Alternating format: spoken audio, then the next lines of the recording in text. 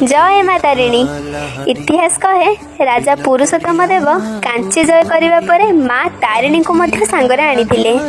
केन्दुझरगढ़र राजा गोविंद चंद्र भंज माँ को ही स्थान रे मंदिर निर्माण करी स्थापन करिथिबार ओडिशा इतिहास रे वर्णित। ओडिशा रे सबु बस स्टैंड रे नड़िया और सिंदूर थुआइथिबार देखिले मन को आपे आपे माँ तारिणी को ना चली आसे। माँ को पीठ केन्दुझर जिलार पर्यटन मानचित्र रे एक प्रमुख स्थान।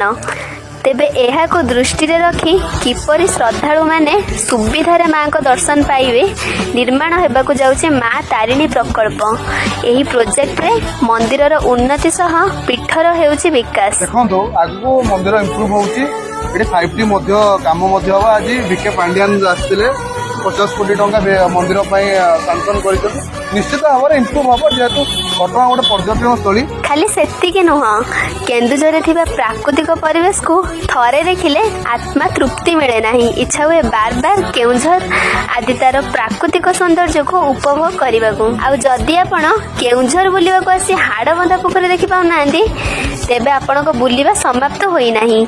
प्रवेश पथर तोरण सांग को लाइट आ वाटर फाउंटेन देखिले आखि झलसी उठुची। ये हमर आगुर गोटे नॉर्मली पोखरी थिला तखन गवर्नमेंट सरकार एते सुंदर भाबरे सजी सुजा देइछन जे हमर छुआ पिला सब आसी के बुला बुली करछनी बसा